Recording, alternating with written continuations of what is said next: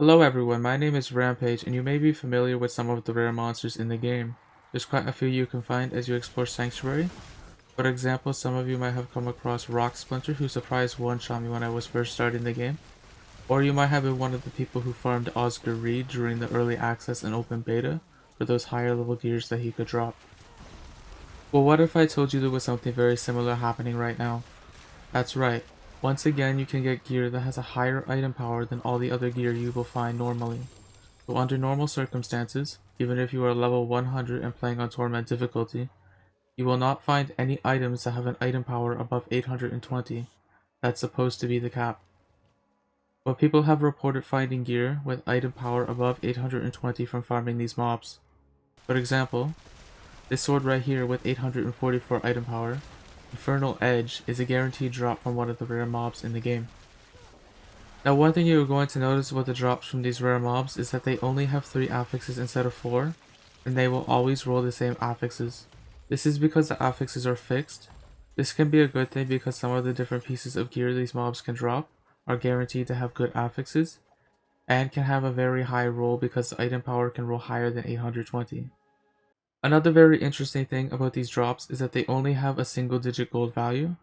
If you didn't know, when you go to enchant an item at the occultist, the price to reroll an affix is a percent of the item's value, and because the gold value of these items is so low, it's almost free to reroll the worst affix into something extremely good.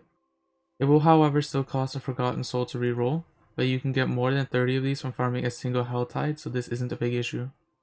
Now I went and farmed every single one of the rare mobs I could find to see what items they could drop, what the guaranteed affixes are, and in my conclusion, I found that most are complete garbage that is so bad, it's not even worth me telling you about because it would be a complete waste of your time.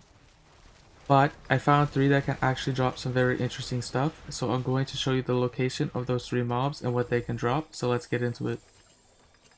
First on the list we have the one that probably everyone knows about already, and that is Infernal Edge. This one drops from Al-Mun, who spawns on the coast of Dry Steppes right here on the map. And I heard he can only spawn at night, but I'm unsure if that's true, so just keep that in mind. Infernal Edge is great because it can roll an extremely high damage per second roll alongside the all-stat affix, which is quite good, and the damage to injured affix isn't that terrible either. As for the chance to execute non-elites, it can also be enchanted off at the occultist for vulnerable damage or crit strike damage as well, making it a pretty great weapon. Rendane can be found in Northwest Hawazar, right here on the map, and he drops the Haunted Crossbow. The Haunted Crossbow is an extremely good weapon because it can also get a very high damage per second roll, alongside some other great affixes such as a vulnerable damage implicit, shadow damage, core skill damage, and damage to close enemies.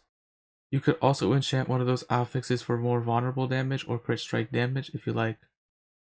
Lastly, there's a rare mob that I've seen know when I was farming despite actually being able to drop some good loot, and that is Abe-Mari, who can be found in Kechistan right here on the map.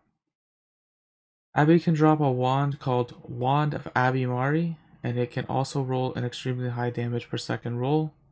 Always comes with a lucky hit chance implicit, and intelligence as an affix. It also comes with 2 other affixes on it as well, those being damage to distant enemies and ultimate skill damage. But once again, you can just turn one of those into vulnerable damage or crit strike damage at the occultist if they don't help your build.